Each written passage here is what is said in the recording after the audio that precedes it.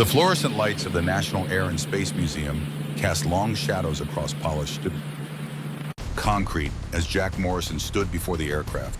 His hand trembled as it reached toward the fuselage fingers, stopping just short of the metal skin. 70 years old, silver hair thin against his spotted scalp, shoulders bent from decades of work in machine shops and factory floors. But his eyes were sharp, focused, fixed on the sleek Predator suspended before him. The Dornier Dome 335 Pfeil hung in the gallery like a frozen scream. Two propellers, one at the nose and one behind the cockpit, giving it a profile unlike anything else that ever flew. German engineering at its most desperate and most brilliant. A machine built when the Third Reich was bleeding aircraft faster than it could replace them, when every design had to be a miracle or nothing at all. Jack's grandson stood 3 feet behind him, 16 years old, with a new camera his parents bought for the trip to Washington. Rick had been filming everything, narrating into the microphone about monuments and museums and the grandfather he barely knew. But now the camera hung loose in his hands because something was wrong. His grandfather was crying. Not the quiet tears of an old man remembering lost time. Real crying, shoulders shaking, breath catching in his throat like a drowning man. "Rick, why are you crying?" The words came out uncertain, almost afraid. "Because boys don't see their grandfathers cry. Because men who survived the Depression and World War II and 60 years of American grit don't break down in museum galleries on a Tuesday morning in April 1988. Jack Morrison turned his head. Tears cut channels down his weathered cheeks. His voice came out rough, torn between decades. "Because I helped build this monster, Rick, and it saved a good man's life by arriving too late to kill anyone." The camera came back up, recording now. Because even at 16, Rick understood that something important was happening. That history was speaking through an old man's tears in front of a forgotten warplane. Jack's eyes returned to the cockpit. Through the canopy glass, he could see the instruments that controls the ejection seat that had been revolutionary in 1944. His vision blurred not from tears now, but from memory. The fluorescent museum lights became the harsh bulbs of a German factory at night. The smell of floor polish became machine oil and metal shavings and the acrid bite of welding smoke. He heard voices, German voices, laughter over terrible coffee made from roasted grain because real coffee didn't exist in the Third Reich anymore. The sound of drafting pencils on blueprint paper. The roar of a Daimler-Benz DB603 engine at full throttle felt in your chest and bones and teeth. And one voice in particular, accented English, careful and precise. A voice that taught him that engineering had no borders, that humanity could survive, even in hell, that enemies could become brothers if you let them. "Let me tell you about the fastest propeller plane of World War II. The words came out quietly, meant for his grandson, but carrying to the small crowd gathering nearby. "And the enemy who became my brother. If you or your family served during World War II, Jack continued, his voice steadier now, finding the rhythm of a story he'd kept silent for 43 years, especially in the European theater. This story might feel familiar. Drop a comment and share your connection to this era. He was talking to a camera now, to strangers, to a generation that barely remembered the war. But he was also talking to himself, to the young man he'd been in 1943, to the choices that man had made when the world was burning and the only thing that mattered was staying alive one more day. The story begins in Detroit, Motor City, 1940, before Pearl Harbor, before America knew it would be going to war at all. Morrison's machine shop on the east side, a brick building that smelled like cutting oil and coffee, where his father rebuilt engines for Ford and Chrysler and anyone else who could pay. Jack was 22 then, young and lean and hungry to understand how things worked. He'd spent his childhood in that shop, learning to read the language of pistons and crankshafts, understanding that every machine had a logic, a personality, a soul if you knew where to look. His father was a practical man. German descended, ironically enough, though the family had been in Michigan for 3 generations. He'd taught Jack the most important lesson an engineer could learn, standing over a partially disassembled engine one Saturday afternoon. A good engineer respects the machine, Jack, not who builds it. German-American doesn't matter. If it's built right, it's built right. That lesson would save Jack's life. But first, it would complicate it in ways his father never imagined. By 1942, Jack had finished his degree in aeronautical engineering at the University of Michigan. He'd spent those years obsessed with aircraft design, particularly twin-engine configurations. He filled notebooks with sketches, calculations, theoretical improvements. One design kept recurring in his drawings. Two engines on the same center line, one pulling, one pushing. No asymmetric thrust if one engine failed. Reduced drag compared to wing-mounted engines. He'd written in the margin of one sketch in the confident hand of a student who thought he understood everything, "This is the future of aviation." He had no way of knowing that in a factory in southern Germany, a designer named Claude Dornier was thinking exactly the same thing. December 1941 brought Pearl Harbor. By March 1942, Jack had volunteered for the Army Air Corps. Not from patriotism particularly, though. He loved his country in the quiet way working-class boys from Detroit loved America. He volunteered because the Air Corps needed flight engineers, and he wanted to be close to the machines. He wanted to understand them in the air under stress in the environment they were built for. They assigned him to a B-17 Flying Fortress. 4 engines, 10 crew bristling with 50 caliber machine guns. The bomber that would win the war, they said. The plane that would bring the Third Reich to its knees. They called his plane Detroit Steel. The crew painted the name on the nose along with a cartoon of a fist punching through a swastika. Jack was the flight engineer, which meant he sat between the pilot and co-pilot monitoring 4 sets of gauges, watching temperatures and pressures and fuel flows, listening to the music of 4 Wright Cyclone engines at altitude. He was good at it, better than good. He could hear when an engine was running rough before the instruments showed a problem. Could feel through the airframe when weight distribution was off. The pilot, a farm boy from Iowa named Patterson, said Jack understood that airplane like it was alive. And maybe it was. Maybe all machines are alive in the hands of someone who loves them. August 17th, 1943. A date burned into military history as Black Thursday, the Regensburg Raid. 146 B-17 tasked with bombing the Messerschmitt factory deep in southern Germany. Jack's plane in the formation, Detroit Steel, carrying 2 tons of high explosive toward a target 400 miles inside enemy territory. The mission briefing had been grim. No fighter escort for the full distance. German fighters would swarm them. Flak would be heavy. Expect losses. They didn't mention that losses would be catastrophic. That 24 aircraft wouldn't come home. That the sky over Germany would be filled with burning metal and falling men, and the obscene beauty of parachutes blooming white against blue. Jack remembered the approach to Regensburg. The way his stomach tightened as the flak started. Black puffs of smoke appearing around the formation like evil flowers. The sound of shrapnel hitting aluminum skin, a rain of metal fragments that could kill you or pass through harmlessly depending on angles measured in degrees. He remembered German fighters coming in Messerschmitt Bf-109s and Focke-Wulf 190s, sleek and deadly and fast. The bombers' guns hammering away spent shells cascading through the interior. The co-pilot, a kid from Pennsylvania, just 20 years old, hit in the shoulder by a 20-millimeter cannon round. And through all of it, through the terror and chaos and the certain knowledge that he might die, in the next 5 seconds, Jack found himself fascinated by the German fighters. The way they moved, the precision of their attacks, the elegant brutality of their engineering. They were beautiful machines. He understood that even as they tried to kill him. The bomb run was successful. Detroit Steel dropped its payload and turned for home with the rest of the formation. 400 miles back to England. 400 miles of fuel calculations and navigation, and hoping the German fighters had exhausted their ammunition.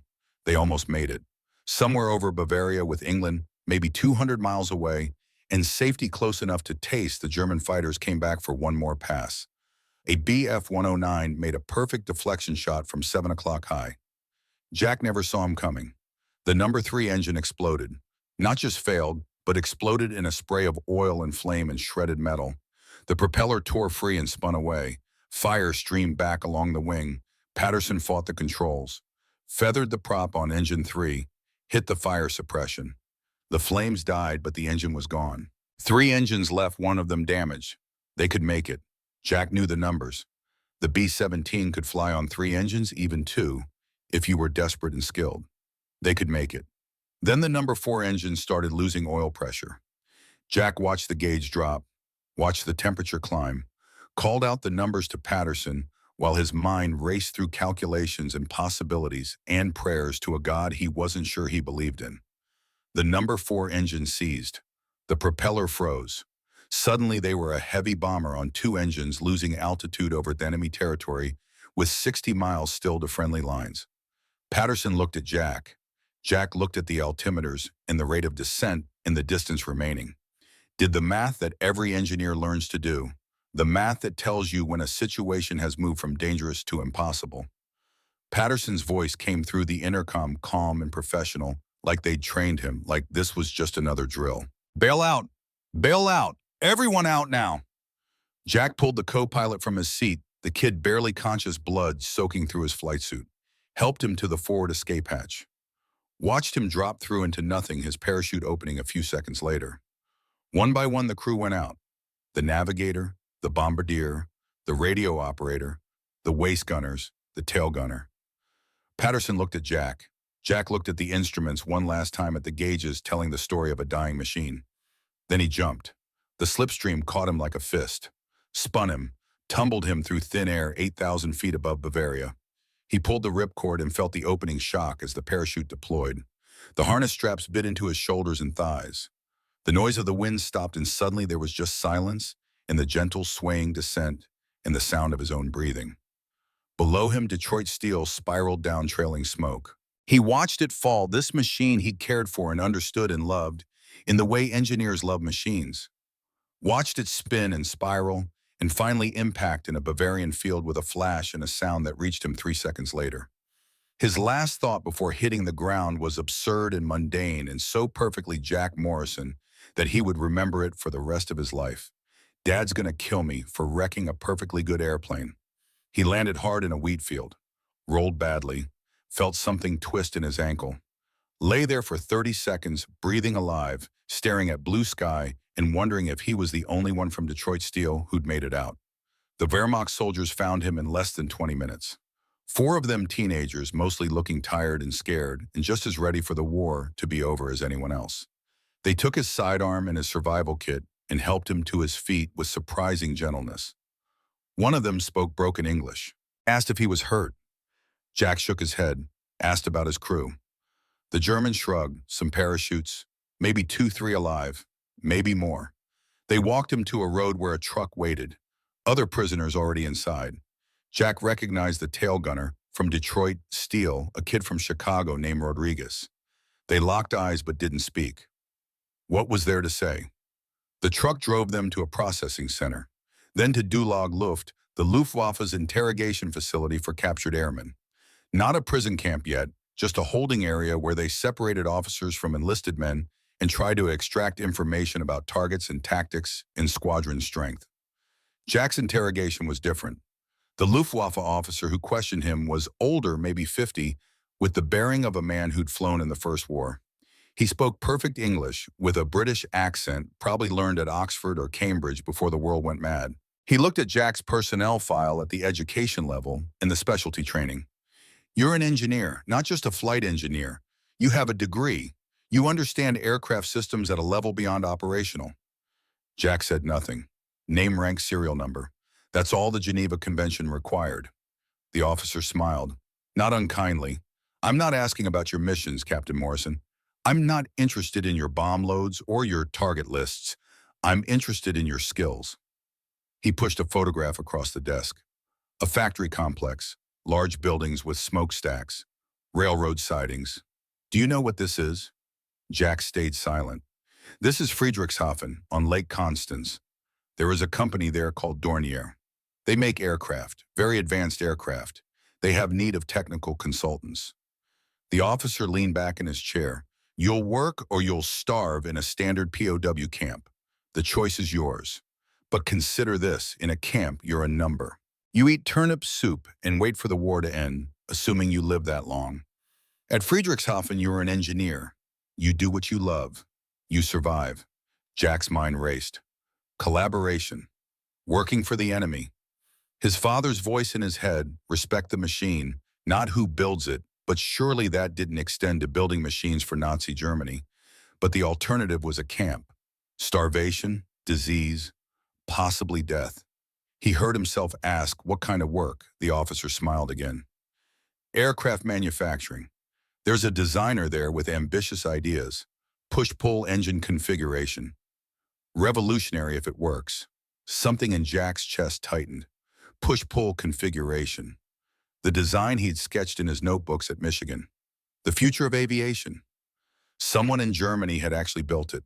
The officer must have seen something in Jack's face because he nodded slowly. "I thought that might interest you, Captain Morrison. You'll leave tomorrow." That night in his cell, Jack stared at the ceiling and tried to convince himself he wasn't betraying anything. He was a prisoner. He had no choice. Working to survive wasn't collaboration. But he knew even then that he was lying to himself. Because part of him, the engineer part, the part that loved machines more than flags or politics, wanted to see that push-pull configuration. Wanted to understand how they'd solve the problems he'd only theorized about. Wanted to know if it actually worked. September 1943. Late morning. The truck rumbled south through Germany toward Lake Constance in the town of Friedrichshafen. Jack sat in the back with 7 other prisoners, all Allied aircrew, all with technical backgrounds. A British engineer who'd worked on Lancasters, a Canadian navigator with a mathematics degree, an American bombardier who'd taught physics before the war. They didn't speak much. What was there to say? They were prisoners being taken to work in an enemy factory. Collaborators by necessity, survivors by choice. The Dornier factory complex sprawled along the lakeshore. Massive buildings, guard towers, fencing topped with wire. It looked like every other German military facility Jack had seen in reconnaissance photos, grim and utilitarian, and built for a single purpose. But inside it was different. The guards were Wehrmacht, not SS. Older men mostly too old for frontline service. They handled the prisoners roughly, but without particular cruelty. Bureaucratic violence, not ideological hate. They were processed and assigned to barracks. 8 men to a room, thin mattresses, 1 stove. It was September and still warm, but winter was coming, and Jack tried not to think about how cold this room would be in January. In the morning, they were taken to the factory floor. A massive space filled with machine tools and welding stations and partially assembled aircraft in various stages of completion. The smell hit Jack immediately. Metal and oil and solvents, and the particular scent of aluminum shavings that every aircraft factory shared. For the first time since his capture, he felt something like calm. This was a space he understood. These were machines he spoke to. Whatever else happened, whatever moral compromises he was making, at least he was back in the world of engineering. A British prisoner, older than Jack, maybe 40, leaned close and whispered, "They're building something mad here. Look at the drawings." Jack looked, saw blueprints pinned to boards, saw the profile of an aircraft unlike anything he'd ever encountered. 2 engines, yes, push. Pull. Configuration, yes, but the execution was brilliant. The rear propeller behind the cockpit, the tricycle landing gear to prevent prop strike, the slim fuselage optimized for speed. "My God," Jack whispered back. "Someone actually figured it out." The British engineer nodded grimly. "And we're going to help them finish it. God help us all." They put Jack on landing gear systems. Apparently someone had decided his skills were best suited to structural calculations and stress analysis. He worked at a drafting table with 3 German engineers, none of whom spoke English, communicating through drawings and numbers, and the universal language of mathematics. For 2 weeks he worked and ate and slept and tried not to think too hard about what he was doing. Tried to focus on the problems, the equations, the elegant beauty of a well-designed strut or actuator or shock absorber. Then in early October, he met Hans Weber. The chief test pilot came through the engineering section on a routine inspection. Jack noticed him immediately because everyone else did. The German engineer straightened, showed respect. This wasn't a military officer. This was something more important. The man who would actually fly what they were building. Hans Weber was 32 years old, tall and angular, with dark hair already graying at the temples. He wore coveralls like the other engineers, but moved with the physical confidence of a pilot. Someone whose body understood 3-dimensional space in ways that ground-bound humans never would. He stopped at Jack's table, looked at the landing gear drawings Jack had been working on, spoke in careful, precise English. "You're the American engineer." Jack looked up, met gray eyes that held neither hostility nor friendship. Just professional assessment. POW engineer. Hans nodded slowly. Same thing to me. Can you tell me if this strut will hold 21,000 pounds? It was the last question Jack expected. Not who are you or why should I trust you or any of the personal questions. Just a technical problem. A number that needed verification. Jack pulled the drawings closer, ran the calculations in his head, checking the math the German engineers had already done. Found a small error in the stress distribution analysis. Not as designed, you'll get micro-fractures at the attachment point after maybe 50 hard landings. Redistribute the load here and here, it'll hold. Hans studied the drawing where Jack had marked corrections, nodded again. You're right, I'll have them modify it. He started to turn away, then stopped, looked back at Jack. I learned my English from American aviation magazines. I've read about your aircraft design philosophy. Your engineers think differently than ours, sometimes better. Jack didn't know what to say to that. It felt like a trap. Or maybe it was just honesty. Hans seemed to read his confusion because something that might have been a smile touched his face. I joined the Nazi Party to keep this factory from SS control, to protect the workers here. I don't believe in anything except keeping good people alive and building machines that work. If you're wondering whether you can trust me, the answer is conditional. I'll be honest about engineering. Everything else is complicated. Then he walked away, leaving Jack staring at his back and trying to process what had just happened. Over the next 3 weeks, Hans returned to Jack's station repeatedly, always with technical questions, always treating Jack like a colleague rather than a prisoner or enemy. They discussed stress calculations and control surface design and the endless problem of the rear propeller.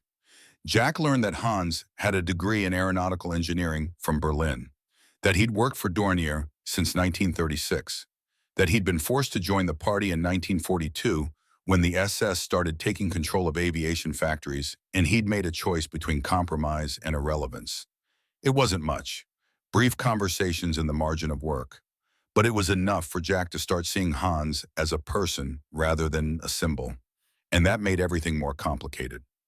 Late October, night shift. Most of the factory was dark, but the engineering section stayed lit, working around the clock to meet impossible deadlines. Jack was alone at his table when Hans appeared, carrying a rolled blueprint and 2 tin cups of what passed for coffee in wartime Germany. He set one cup in front of Jack, unrolled the blueprint. The ejection system for the WWII. I need your help with a problem that could kill me. Jack looked at the design, saw the issue immediately. The rear propeller directly in the ejection path. Any pilot trying to bail out would be cut in half before his parachute could deploy. Hans pointed to a proposed solution. Explosive charges to blow the tail section and rear propeller free before ejection. In theory, it worked. In practice, there were 100 ways it could fail. They spent 4 hours that night working through the math, the timing sequences, the charge placement, the backup systems. By dawn, they had a design that might work. That should work if everything went perfectly. Hans sat back exhausted, picked up his cold coffee and drank it anyway. Thank you, Jack nodded, too tired for words. Hans pulled out his wallet, extracted a small photograph. A woman and a young girl, maybe 8 years old, standing in a garden somewhere. My wife and daughter. Hamburg. He put the photograph on the table between them. If I don't fly this plane successfully, if I can't prove it works, my family loses protection status. Hamburg is being bombed regularly now. Civilians are dying. My daughter, she's just a little girl.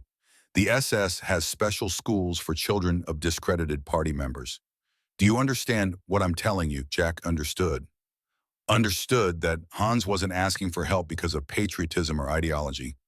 He was asking as a father trying to keep his child safe in a world gone insane. Hans continued, his voice quiet but steady. Help me solve this, American. Not for Germany, not for the Reich. For a little girl who shouldn't die because her father couldn't make a machine work.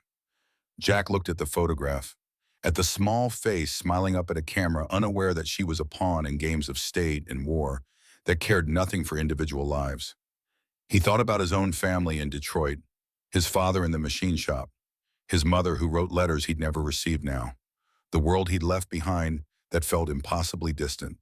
He thought about what his father had taught him. Respect the machine, Build it right or don't build it at all. He heard himself say, I'll help you. Hans looked at him for a long moment, then nodded and put the photograph back in his wallet.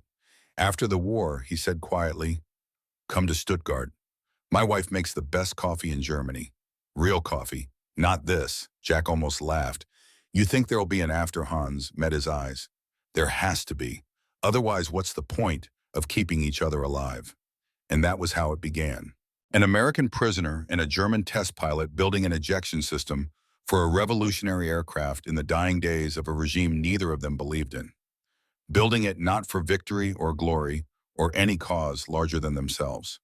Building it to keep one man alive, to protect one little girl in Hamburg, to preserve some small fragment of humanity in a world determined to destroy it. Jack Morrison stood in the National Air and Space Museum in 1988, 45 years later, and remembered that moment. Remembered Hans Weber's face across a drafting table. Remembered making a choice that would haunt and define him for the rest of his life. Remembered learning that sometimes the only moral choice is an immoral one. That survival is complicated, that enemies can become brothers if you're desperate enough and honest enough and human enough to let them. The Do-3, 3-5, hung above him, silent and deadly and beautiful. A machine too fast for the war that birthed it. A bridge between enemies. A testament to what humans can build together when everything else is falling apart. Rick lowered his camera. Grandpa, what happened next? Jack wiped his eyes. Turned to face his grandson and the small crowd that had gathered. What happened next, he said quietly, is that we built something that saved both our lives by arriving too late to take anyone else's. But that's a longer story. And first you need to understand just how desperate Germany had become. How close the world came to seeing this predator in the skies in numbers that might have changed everything. November came to southern Germany with cold rain and early darkness. The factory windows fogged with condensation from the heat of welding torches and the breath of men working through the night. Jack Morrison had been at Friedrichshafen for 6 weeks now, and the moral weight of what he was doing had settled into his bones like the damp chill that never quite left the barracks. But the work itself was intoxicating. The ejection system problem consumed him. Every spare moment, every hour Hans could steal from his test flight schedule, they worked on the math. The explosive charges had to blow the tail section free in exact sequence. Too slow and the pilot hit the propeller. Too fast and the separation might damage the aircraft structure in a way that compromised the ejection trajectory. The timing window was measured in hundredths of a second. It was the kind of problem that made Jack forget where he was, made him forget he was a prisoner in an enemy factory building a weapon that might kill his countrymen. When he was deep in the calculations, pencil moving across paper, it was just engineering. Pure and clean and untouched by politics or war or the ugly compromises of survival. Hans understood this. Maybe that's why they worked well together. Two men who loved machines more than they loved anything else, finding refuge in numbers and stress calculations and the elegant logic of physics. Late one evening in mid-November, with the night shift winding down, and most of the German engineers gone home to whatever remained of their families, Hans appeared at Jack's station carrying something wrapped in cloth. Jack looked up from a blueprint. Hans unwrapped the cloth to reveal black bread, a small piece of hard cheese, and what might have been sausage but was probably some wartime substitute made from things Jack didn't want to think about. We need to eat, Hans said simply. The problem will still be hereafter. They sat at the drafting table, this odd tableau of captor and prisoner engineer, an engineer sharing a meal that would have been inadequate even before the war and was borderline starvation now.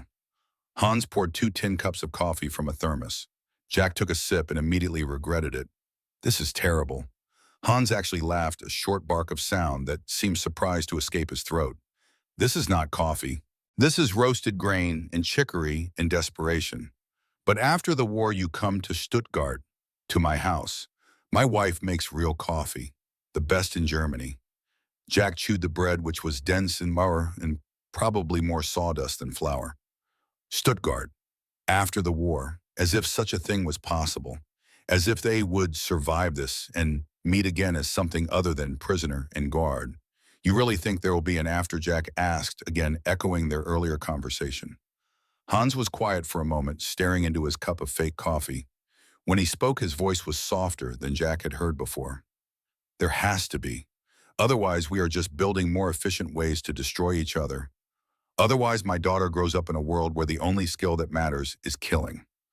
I have to believe there's an after. That someday she'll be old enough to ask me what I did in the war, and I can tell her I kept people alive.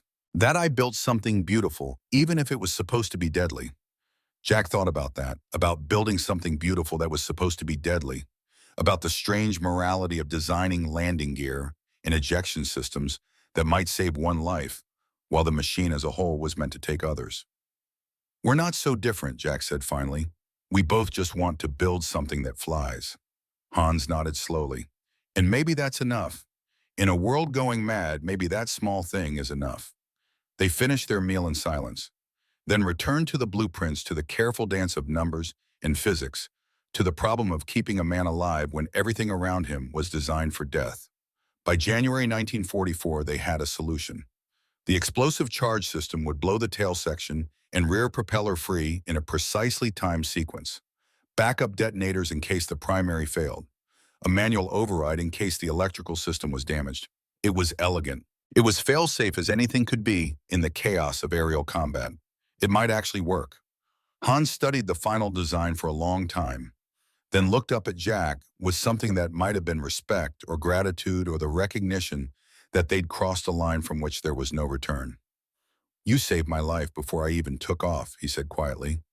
Jack wanted to say something about how he'd saved himself too, how this work had given him purpose and kept him from the slow death of a regular POW camp. But the words stuck in his throat because they both knew the truth. Jack had helped build a weapons system for Nazi Germany, had used his training, his skill, his American education to make a German fighter more survivable. It didn't matter that his intentions were good. It didn't matter that he was a prisoner. History wouldn't care about those nuances. I just did the math, Jack said finally. Hans smiled sadly. We both know it's more than that. But I'll let you believe it if it helps you sleep. February 1944 brought news that changed everything. The factory commander assembled the entire workforce, German and prisoner alike, in the main hangar. An officer from Berlin stood on a platform reading from official orders. Production quotas, delivery schedules, aircraft assignments. 120 Do 335 fighters to be produced at Friedrichshafen. 2,000 more from the Munich facility at Oberpfaffenhofen.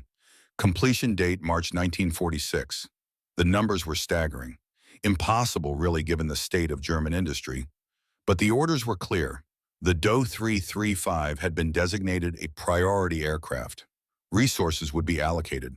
Workers would be found. The Pfeil the Arrow would be mass-produced.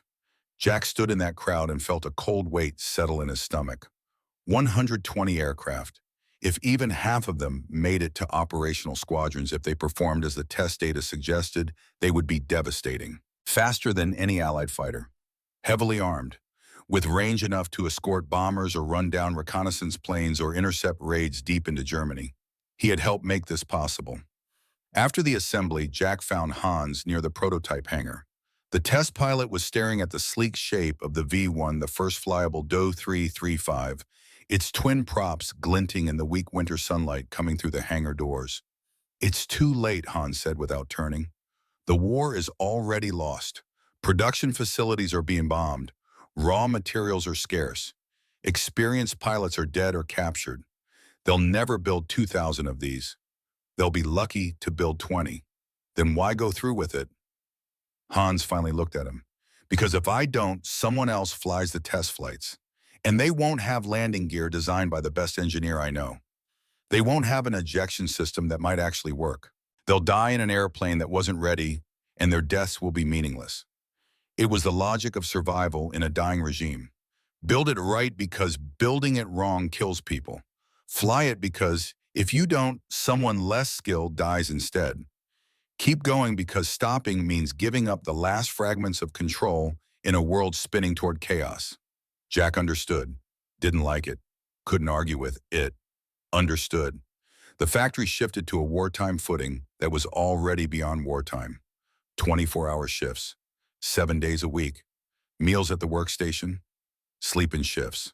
The sound of machinery never stopped. The smell of welding and solvents and exhaustion permeated everything. Jack worked until his hands cramped and his eyes blurred. Worked because what else was there to do? Worked because the alternative was thinking too hard about the moral calculus of his situation, and that way lay madness. In March, Allied bombers hit Stuttgart 50 miles away. They could hear the explosions from Friedrichshafen, a distant thunder that lasted hours. Hans said nothing when he arrived at the factory the next morning, but his face was gray, and he moved like a man who'd aged 10 years overnight. Jack wanted to ask if his family was safe, but couldn't find words that didn't sound like mockery or pity or the twisted sympathy of helping someone, while his country tried to kill that person's family. They worked side by side that day without speaking. Sometimes silence was the only honest communication left. By spring, the moral weight of collaboration caught up with Jack in a way he couldn't ignore. The British engineer who'd first shown him the Do-3-3-5 plans, a man named Thomas who'd flown Lancasters before being shot down over the Ruhr, cornered Jack in the barracks one evening. "You're Morrison, right? The one working with the German test pilot." Jack nodded, wary. Thomas's face was hard. "You know you're a collaborator." The word hung in the air like poison gas. Collaborator. The worst thing you could call a POW. Worse than traitor because it implied choice agency willing participation in the enemy's war effort. "I'm trying to stay alive," Jack said carefully. Thomas stepped closer. "We're all trying to stay alive, mate. But most of us aren't helping them build better fighters. Fighters that'll kill Allied pilots. Boys from England and America and Canada who are doing what we should have done. Fighting. I'm keeping a man alive," Jack said, hearing the defensive edge in his own voice. "That man will kill Allied pilots with the weapon you're building. Maybe. Or maybe the war ends before he flies it in combat. I'm betting on the latter." Thomas shook his head in disgust. "You're betting with other people's lives, Morrison. And when this is over, when we go home, you'll have to explain why you worked so hard for the Germans. Why you gave them your engineering skills when you could have refused. Could have taken your punishment and kept your conscience clean." Jack felt anger rise in his throat. Clean conscience. You think starving in a camp is morally superior? You think dying of typhus or dysentery or a guard's bullet makes you a hero? It makes you not a collaborator. The words hit like a physical blow. Because Thomas was right in a way. Jack had made a choice, had chosen survival and interesting work over the harder path of resistance or refusal, had chosen to respect the machine over loyalty to the flag. "I'm doing what I think is right," Jack said finally. Thomas laughed, bitter and cold. "That's what every collaborator says." He walked away, leaving Jack alone with thoughts that circled like vultures. That night, Jack couldn't sleep. Lay on his thin mattress, staring at the ceiling, listening to the sounds of other prisoners breathing and snoring, and occasionally crying out in their sleep. Thought about what he'd done, what he was doing, what it meant. He'd helped design an ejection system that might save Hans Weber's life, but that system was part of an aircraft designed to kill. Every hour Jack spent making the Do-3-3-5 better, safer, more survivable was an hour spent making it more effective as a weapon. The math didn't lie. The moral calculus was brutally simple. He was helping the enemy, but Hans wasn't the enemy. Hans was a father trying to protect his daughter, an engineer who loved machines, a man trapped by the same war, the same impossible choices, the same desperate attempt to preserve humanity in a world designed to destroy it. If nations were the enemy, if ideologies and governments and political systems were what you fought, then maybe Thomas was right. But if people were what mattered, if individual lives had value beyond their utility to state power, then maybe keeping Hans alive was worth the compromise. Jack didn't sleep that night, didn't come to any conclusions that satisfied him. Just lay there until dawn trying to convince himself he was still a good man. October 26th, 1943, a date that would burn itself into Jack Morrison's memory with the clarity of trauma. The morning broke cold and clear over Friedrichshafen. Perfect flying weather. Hans had been scheduled for the first full power test flight of the V1 prototype. All previous flights had been cautious, building up speeds and altitudes, gradually testing systems one at a time. Today was different. Today, Hans would push the Do-3-3-5 to its limits. Full throttle on both engines. Maximum altitude. Dive tests to verify the airframe could handle the stresses. This was the flight that would prove whether the revolutionary design actually worked or was just an elegant failure? Jack stood with the German ground crew near the runway. He wasn't supposed to be there. Prisoners were meant to stay in the factory during test flights. But Hans had quietly arranged for him to observe because Hans understood that Jack needed to see what they'd built together. Needed to know if the landing gear and ejection system would hold when tested for real. The WWII sat on the tarmac morning sun, glinting off its aluminum skin. Sleek and predatory and unlike anything else on Earth. Two propellers nose and tail, giving it a profile that looked wrong until you understood the physics. Then it looked inevitable. Hans walked toward the aircraft flight suit and parachute leather helmet under his arm. He caught Jack's eye across the distance and nodded once. No words, just acknowledgement. We built this together. Now let's see if it kills me. The engine started with a roar that Jack felt in his chest. The front engine first, a Daimler-Benz DB603 at full song 12 cylinders and 1,800 horsepower, turning the propeller into a blur. Then the rear engine spun up, adding its own thunder, and suddenly the WWII sounded like something that could tear the sky apart. Hans taxied to the runway. The tricycle landing gear they'd designed, the gear Jack had calculated stress loads for rolling smooth and true. The tower cleared him for takeoff. The engine note rose to a scream. The WWII accelerated down the runway faster than any aircraft Jack had seen before. The nose lifted, the main gear came off the ground, and then it was climbing like it wanted to reach space, clawing for altitude, with a rate of ascent that defied physics and common sense, and everything Jack thought he knew about aircraft performance. Beautiful, one of the German engineers breathed beside him. Jack could only nod. It was beautiful. Terrible and beautiful, and proof that sometimes desperate times bred desperate genius instead of desperate failure. Hans took the prototype through its paces for 40 minutes. Climbs and dives. Turns at various speeds and altitudes. Testing control response engine performance structural limits.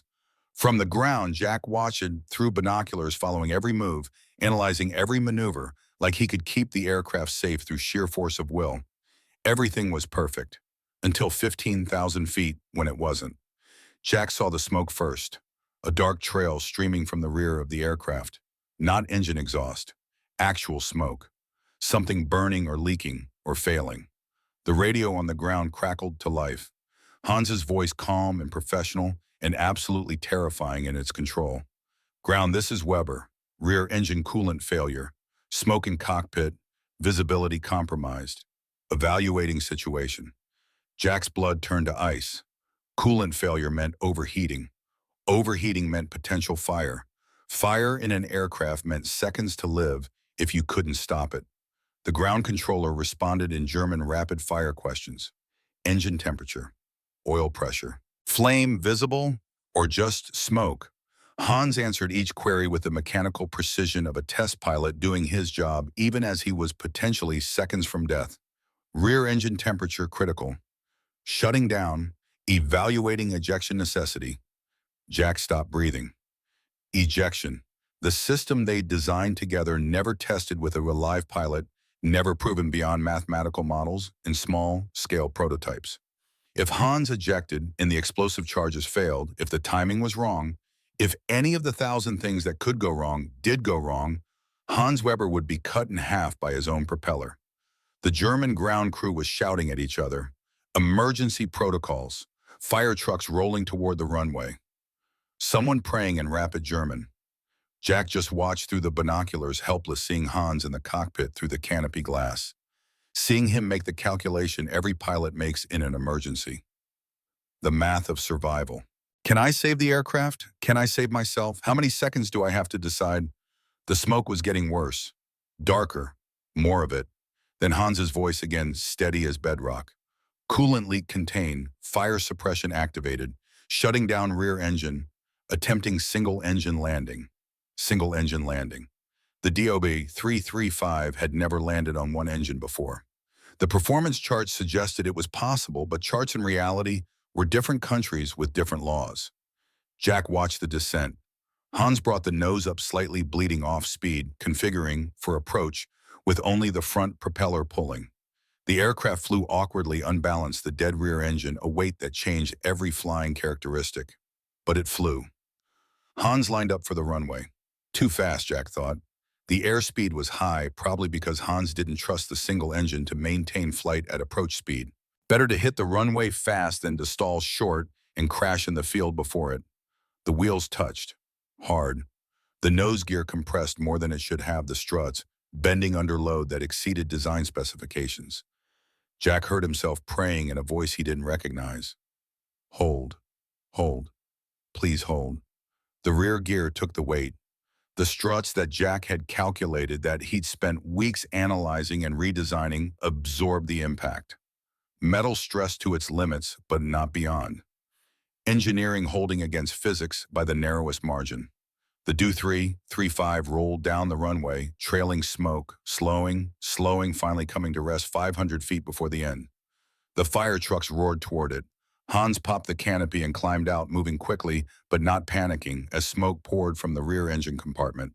He stood on the wing for a moment, watching the fire crew spray foam on the smoking engine. Then he dropped to the ground and walked toward where Jack stood with the German crew. Hans was covered in soot and sweat. His hands were shaking just slightly, the only sign of what he'd just been through. He stopped in front of Jack, and for a long moment, they just looked at each other. "Your calculations were perfect," Hans said quietly.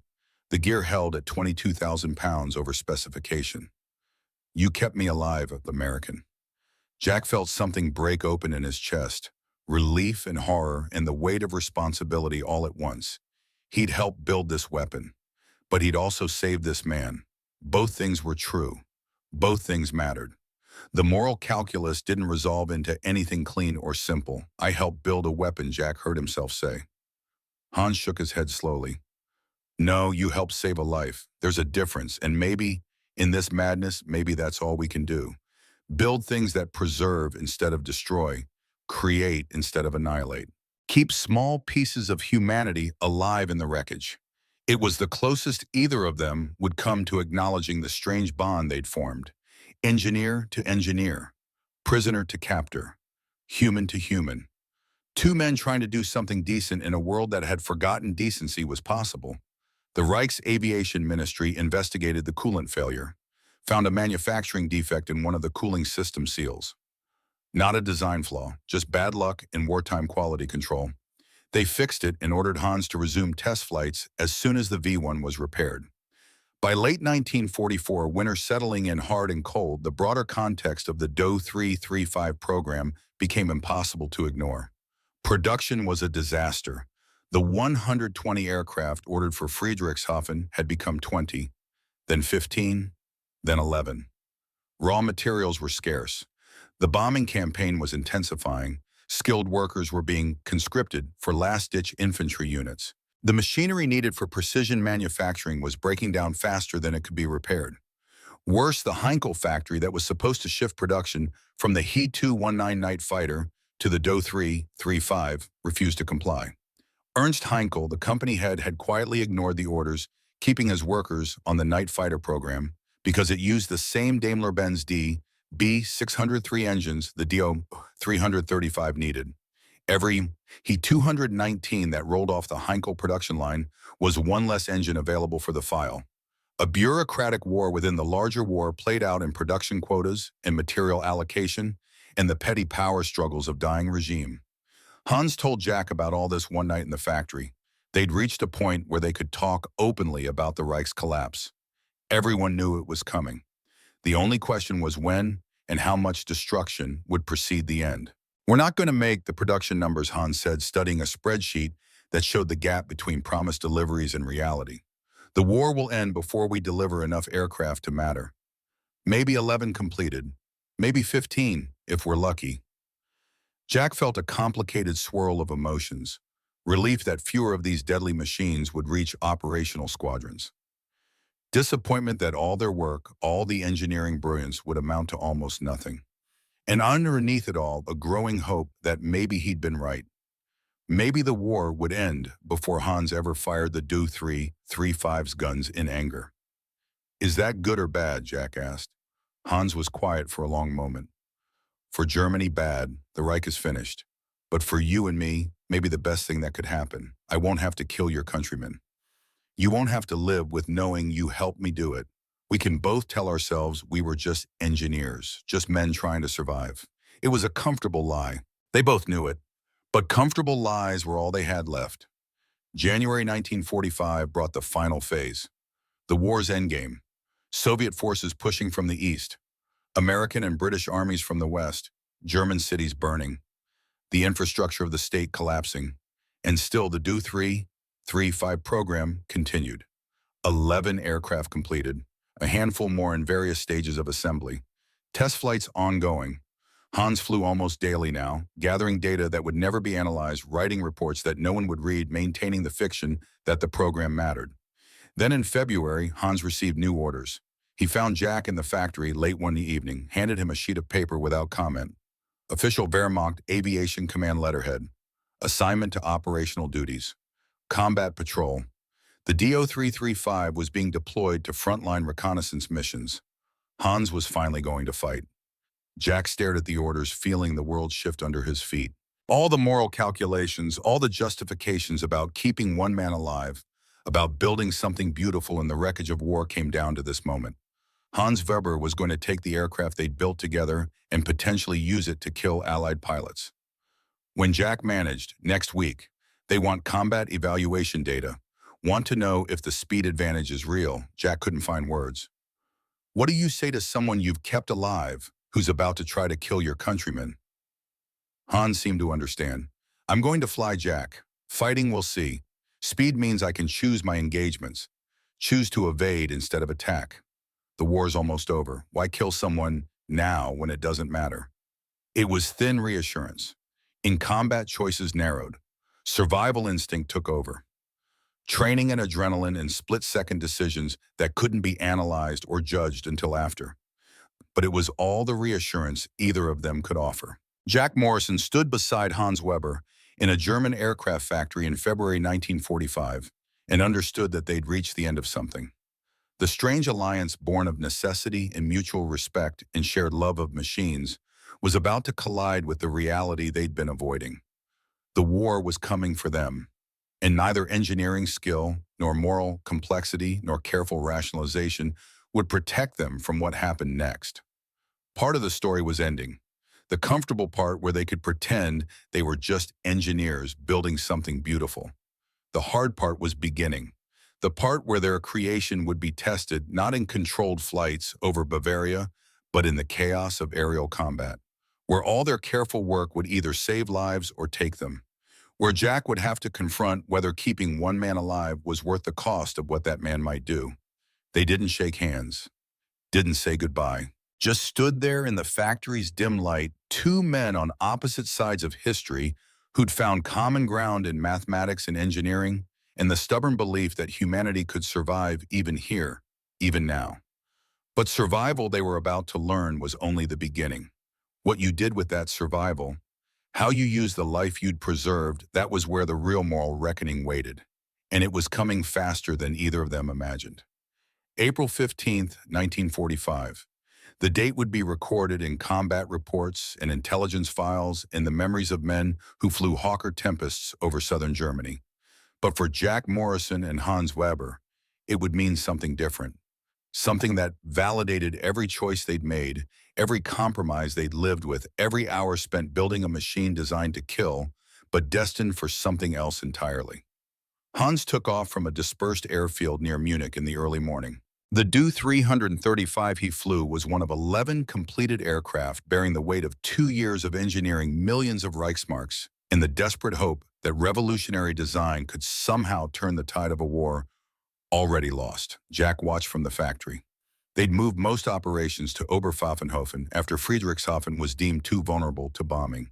He wasn't supposed to know the flight schedule, wasn't supposed to care. But Hans had quietly told him the night before a simple statement of fact that carried the weight of goodbye. I fly reconnaissance tomorrow. Southern sector. The orders are to observe and report, not engage unless necessary. What does necessary mean? Jack had asked. Hans had smiled sadly.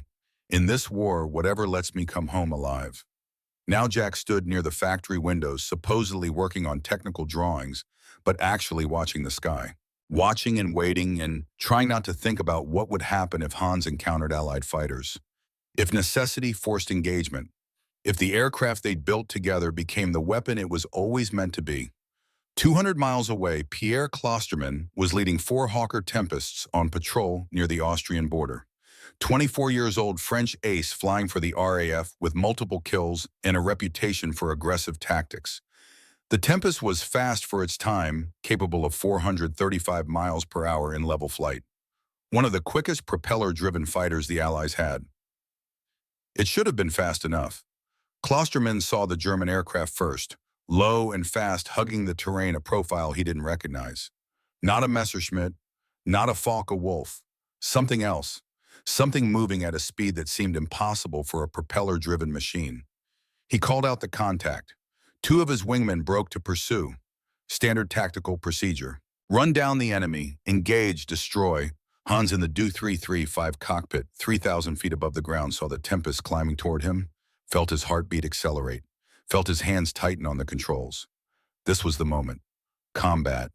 The thing he'd been trained for and dreaded and avoided for 2 years while building this machine. He could engage. The WWII was faster, more heavily armed. The Tempests were already struggling to gain altitude, their pilots pushing engines to combat power-burning fuel at unsustainable rates just to close the distance. Hans thought about Jack Morrison in a factory watching the sky. Thought about a little girl in Hamburg who'd survived the war so far because her father had kept flying. Thought about all the Allied pilots who were someone's son, someone's father, someone's friend. The war was over. They just didn't know it yet. He pushed both throttles forward. The Daimler-Benz engines responded with a surge of power that pressed him back in his seat.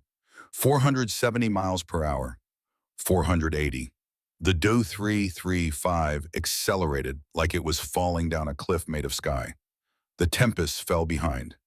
Klosterman watched it happen with the clarity of a professional, recognizing something beyond his capability. The German aircraft wasn't running away. It was simply leaving, moving at a speed that rendered pursuit meaningless. He calculated the geometry in seconds, pilot's math done at 300 miles per hour, with perfect understanding of the answer. None. Let it go. Save your fuel, his wingmen protested over the radio. They could catch it. They could try. Klosterman was firm. It's too fast. We're wasting time and fuel on something we cannot catch. Let it go. He watched the sleek shape disappear into haze and distance, moving so fast it seemed to be violating the laws of physics. Made a mental note for his combat report. New German type. Unknown designation. Faster than anything we've encountered. Estimate maximum speed well over 450 miles per hour. Single aircraft observed. Recommend gathering intelligence on production numbers and operational deployment. Thank God, he thought, but didn't say over the radio, there aren't more of them. Hans landed at Oberpfaffenhofen 90 minutes later. Shut down the engines. Sat in the cockpit for a long moment, hands shaking now that the adrenaline was fading. He'd seen Allied fighters, been pursued, could have engaged, could have tested the WWII's combat capabilities against real enemies in real time. He'd chosen to run, chosen to use the speed they'd built for survival instead of killing. Chosen to preserve his life and the lives of men trying to kill him because preserving life, any life, seemed more important than adding a few more bodies to the mountain of dead the war had already created. He found Jack in the factory that evening, told him about the encounter in simple direct sentences: 4 Tempests, pursuit attempt, successful evasion, no shots fired, no casualties. Jack felt something loosen in his chest that had been tight since Hans had taken off. Relief so profound it was almost painful. You could have fought. Hans nodded slowly. I could have. I chose not to. The war's over, Jack. We just don't know when yet. Why kill someone now? Why add one more name to the list when it doesn't change anything? It was the validation Jack had been hoping for without admitting he hoped. All the compromises, all the moral complexity, all the careful rationalization about keeping one man alive came down to this.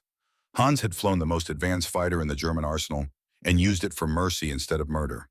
The best weapon, Hans said quietly, is one that's never used to kill. This plane proved that deterrence, that speed could be enough. I kept myself alive without taking anyone else's life. That's what I'll tell my daughter when she's old enough to ask. They stood in the factory's fading light, surrounded by partially assembled aircraft that would never be completed, and understood that they'd succeeded in ways the Reich had never intended. They'd built a weapon so effective it didn't need to fight, so fast that running was always an option, so advanced that it arrived too late to matter militarily, but just in time to prove that engineering genius could be used for preservation instead of destruction. It was the closest thing to redemption either of them would get. March 25, 1945, brought redemption's price.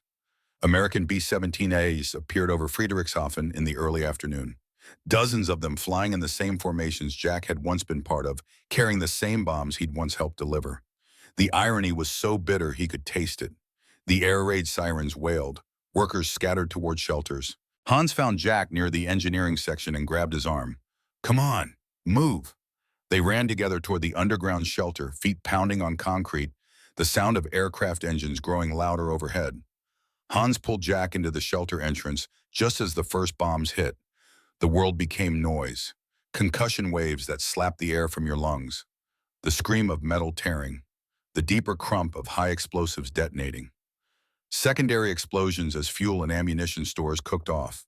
The particular sound of a building collapsing, which is unlike anything else, a grinding roar that speaks of destruction on a scale that overwhelms human comprehension. Jack huddled in the shelter darkness and tried not to think about the fact that those were American bombs. American air crews, boys from Detroit and Iowa and Pennsylvania doing what he'd done 2 years ago, following orders, hitting targets, winning the war. The bombing lasted 30 minutes. When they emerged, the Friedrichshafen factory was gone. Just gone.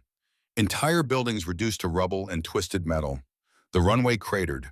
The prototype hangar collapsed. Fires burning everywhere, sending black smoke into the spring sky. Production didn't stop. Couldn't stop. Not because the Reich still believed in victory, but because stopping meant acknowledging defeat, and the machine ground forward on momentum and denial. They shifted operations entirely to Oberpfaffenhofen, moved equipment that survived, transferred workers, continued building Do-3, 3.5s from parts salvaged and components shipped from other facilities. 11 aircraft completed, maybe 1 or 2 more possible if they could find engines.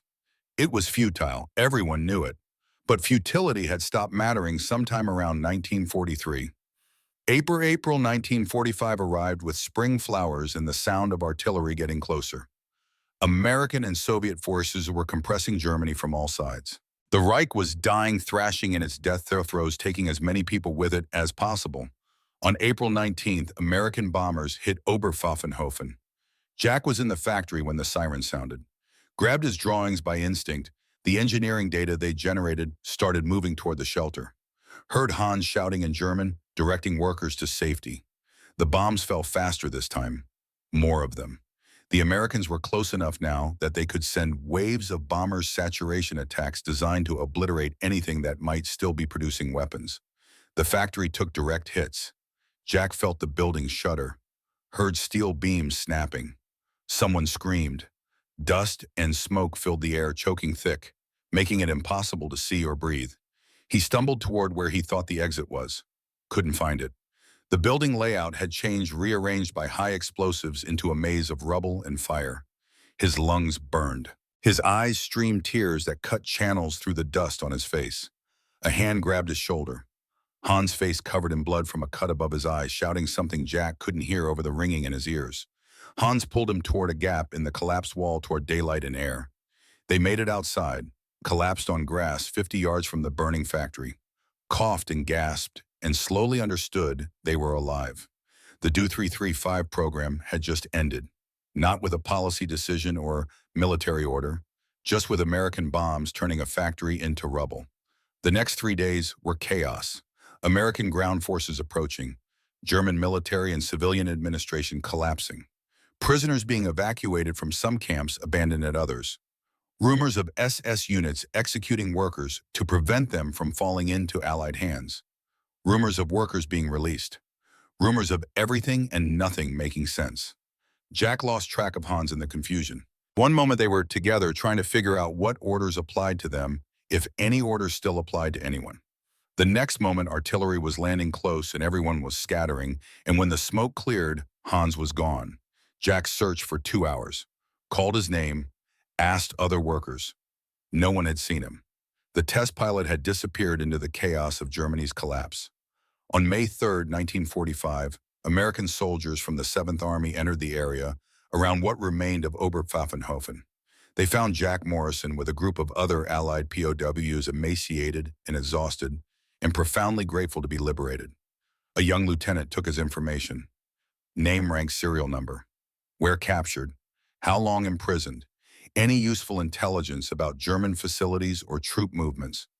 Jack told him about the WWII, about the speed and performance, about the 11 completed aircraft and where they might have been dispersed.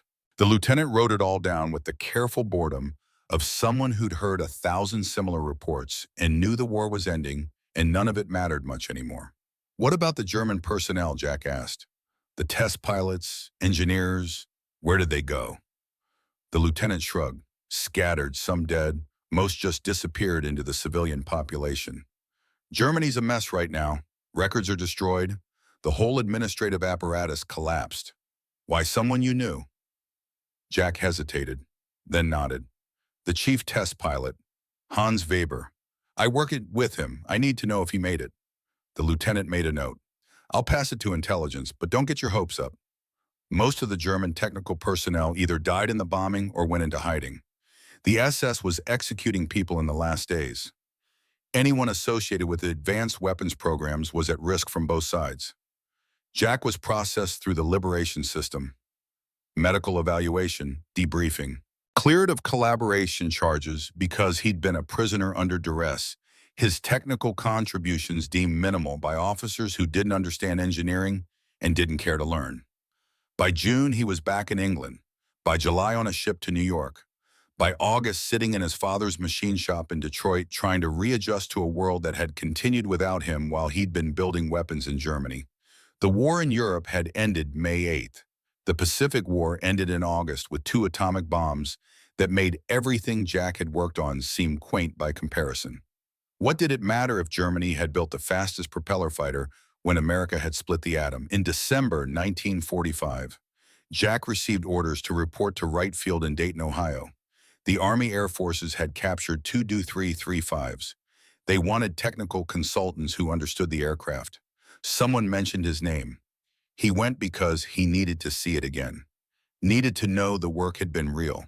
That those months in Germany building something with Hans hadn't been a fever dream, born of captivity and moral compromise. The Do-335 sat in a hangar at Wright Field, looking predatory even when chained to the ground. American test pilots had flown it. Generated data. Written reports that confirmed everything Jack and Hans had calculated. 470 miles per hour maximum speed. Exceptional handling for its size. Control response better than expected. Single engine performance adequate for emergency landing. An American test pilot, a major with multiple combat missions, stood beside Jack studying the aircraft. Thank God they didn't build 1,000 of these, the major said. We'd have lost a lot of men. Jack said nothing, just stared at the sleek fuselage and remembered Hans Weber's voice talking about his daughter. Remembered late nights working on ejection systems. Remembered the moment he'd watched Hans land on one engine and understood that engineering could save lives even when building weapons. What happened to the German pilots? Jack asked quietly. The major consulted a file. Test pilot named Weber was assigned to this aircraft. No record after April 1945. Presumed dead or missing. Most of them are. Germany was a meat grinder at the end. Presumed dead. 2 words that meant nothing and everything. Hans might be dead, might be alive and in hiding, might have made it home to Stuttgart and his wife and daughter, might have been executed by the SS or killed by Allied bombing, or simply disappeared into the chaos of post-war Germany, where millions of people had lost their identities along with everything else. Jack wanted to search, wanted to find Hans Weber and know the end of the story. But post-war Germany was closed to Americans, except military personnel and official investigators. The occupation was chaotic, records were destroyed, and Jack Morrison was just a former POW with no official reason to be looking for a German test pilot. He went back to Detroit, took over his father's machine shop when his father's hands got too arthritic for precision work. Married a nurse named Margaret who'd worked at the VA hospital and understood that some silences couldn't be broken. Had 2 children. built a life that was normal and good, and haunted by questions that had no answers. Over the decades, Jack followed aviation news quietly, saw mentions of the D0335 in technical journals, read that one had been returned to Germany for restoration in 1960, saw a photograph of it flying at an air show trying to make out if the pilot in the cockpit could be Hans Weber, but the image was too small, too grainy. In 1983, he read that a Do-335 was being transferred to the Smithsonian, that it would be displayed in the National Air and Space Museum as part of their collection of significant World War II aircraft. Jack thought about going to see it, then talked himself out of it, then thought about it again. The cycle repeated for years. In March 1988, a letter arrived at Jack's house in suburban Detroit, forwarded from the Smithsonian, who'd gotten it from some German aviation association who tracked down Jack's address through old Army Air Force records and a lot of persistent research. The envelope was thin, German postage, return address in Stuttgart. Jack's hands shook as he opened it. Margaret stood in the kitchen doorway, watching her husband of 40 years turn pale while reading a single sheet of paper. The letter was in careful English, the handwriting precise and slightly shaky with age. Captain Morrison, I have searched for you for 43 years. The chaos of 1945 destroyed records. I thought you were dead. You probably thought the same of me. I am alive. My wife survived the war. My daughter is now 48 years old and a doctor in Munich. I continued working for Dornier until retirement in 1980. I learned that the Do-335 we built together now rests in Washington at the National Air and Space Museum. They have invited me to give a talk about the aircraft as its last living test pilot. I have obtained a visa to travel to America for the first time. Will you come? I have something for you. A debt 43 years old that I can finally repay. Your friend. I hope I can still call you that, Hans Weber. Jack read the letter 3 times, then handed it to Margaret without speaking because he couldn't trust his voice. She read it, looked at her husband, saw tears on his face for the second time in their marriage. The first had been at their daughter's wedding. This was different. This was something breaking open after decades of silence. Who is he? She asked gently. The enemy who taught me that engineering has no borders, Jack said finally. That humanity can survive even in hell. That the best victory is keeping someone alive instead of killing them. He booked a flight to Washington, told his grandson Rick to bring the camera, drove to the airport feeling like he was 26 again, flying toward Germany in an uncertain fate. April 23, 1988. The National Air and Space Museum opened at 10 in the morning. Jack Morrison arrived at 9:30 and waited outside, heart pounding, feeling more nervous than he'd been on any bombing mission. He saw Hans at exactly 10:05, 76 years old now, silver hair, moving a little stiffly but still tall, still with the physical grace of someone who'd spent his life understanding how bodies move through 3-dimensional space, wearing a suit that was probably the best he owned, carrying a small package wrapped in brown paper. Their eyes met across the museum lobby. 2 old men who'd been young once, who'd built something together in the worst circumstances imaginable, who'd survived when survival seemed impossible. They walked toward each other, met in the middle, embraced without speaking because there were no words adequate to the moment. Hans was crying, Jack was crying. 2 combat veterans, 2 engineers, 2 men who'd seen the worst humanity could do and chosen something better, standing in an American museum holding each other like brothers. You're alive, Hans said finally, his English still careful but warmer, now touched with emotion instead of academic precision. I thought Jack started and couldn't finish. Thought you were dead. Thought I'd never know. Thought I'd spend the rest of my life wondering. I thought the same. 43 years, Jack. 43 years I've been looking. They walked to where the Do-335 hung suspended from the ceiling, stood beneath it in silence. The machine they'd built together. The weapon that had never killed anyone.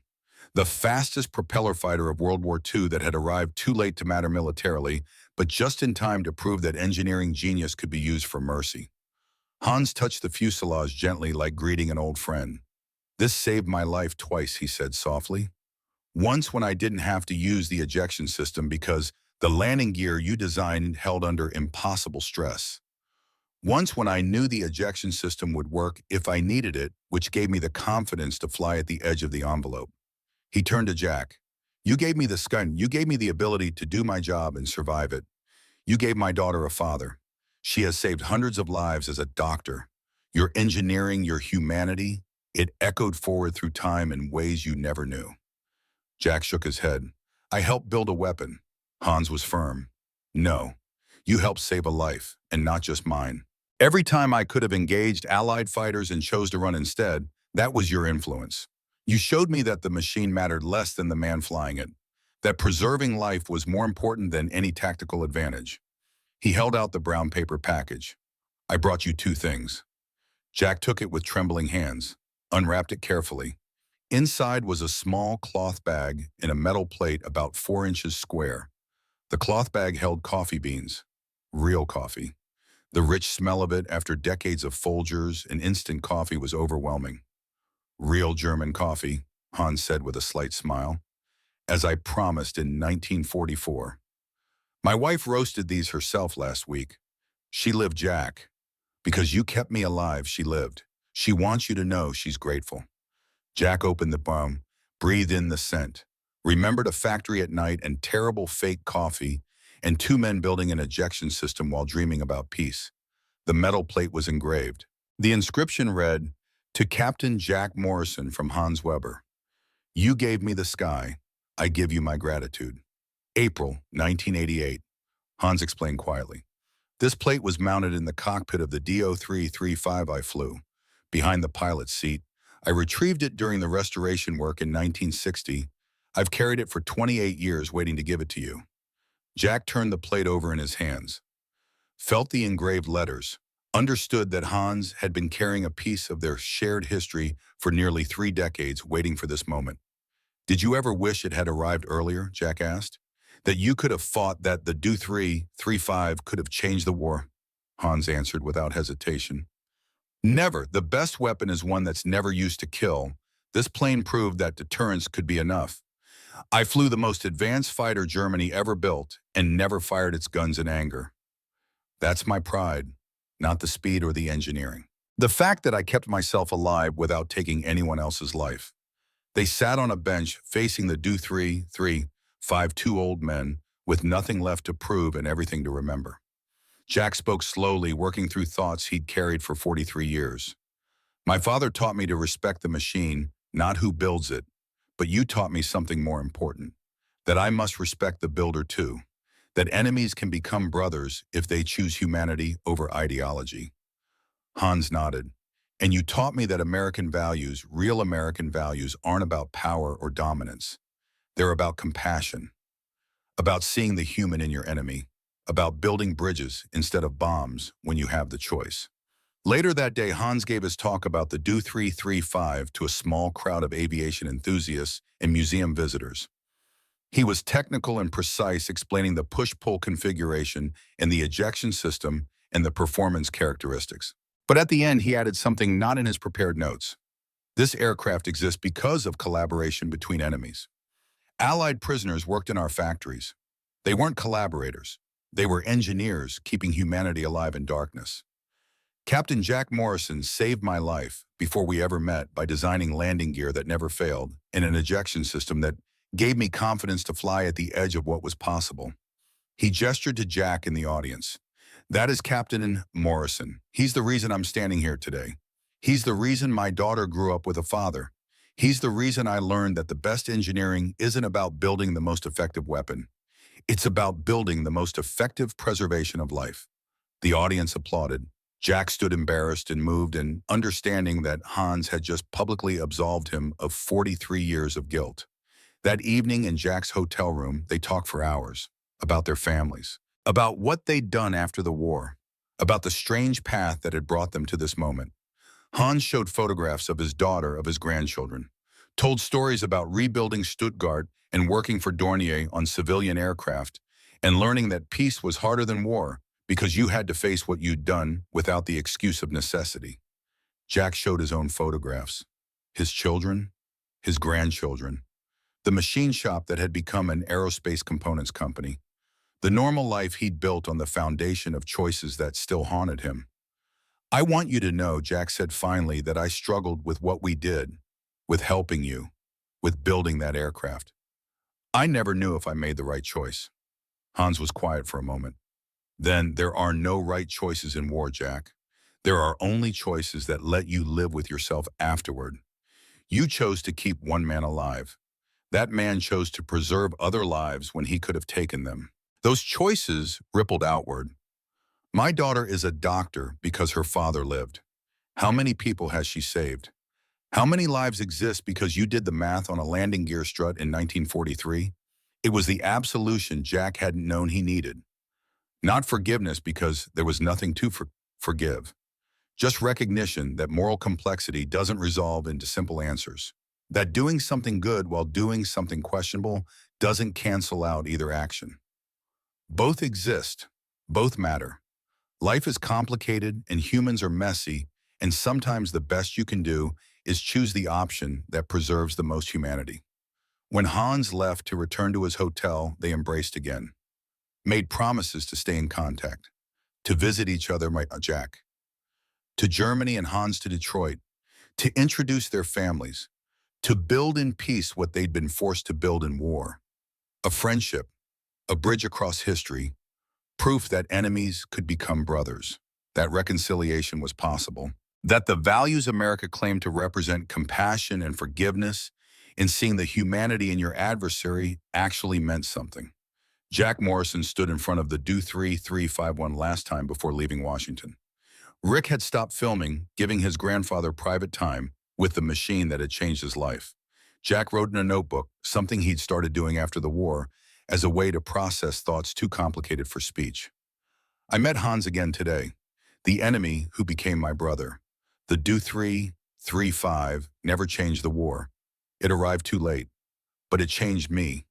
It taught me that even in hell we can choose to build with humanity, that technical excellence and moral purpose can coexist, that the best weapon is one that preserves life instead of taking it.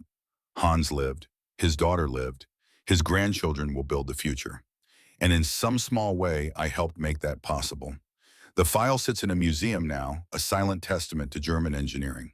But for me, it will always be a reminder that the best victory is the one that preserves your enemy's life. That mercy is stronger than violence. That compassion can survive even in the machinery of war. We built a monster together, and it saved us both. He closed the notebook, looked up at the aircraft one last time, understood that this was the end of something that had begun 45 years ago in a Bavarian wheat field. The end of wondering, the end of guilt, the end of carrying alone the weight of choices made in impossible circumstances. This story represents what the greatest generation understood. Jack said, speaking to Rick's camera one final time, that even in war, humanity can survive, that enemies can become brothers, that American values, real American values of compassion and forgiveness and respect for human dignity can transform the world. If this story moved, you share it with someone who served, someone who remembers. Let's preserve these lessons because they matter now more than ever.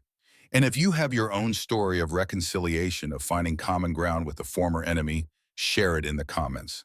These stories are how we remember that we're all just people trying to survive with our humanity intact. The camera turned off.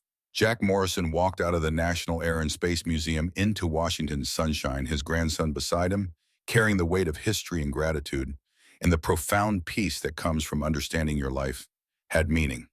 Somewhere over the Atlantic, Hans Weber sat in an airplane heading back to Stuttgart, carrying an empty coffee bag, and the knowledge that the debt he'd carried for 43 years had finally been paid.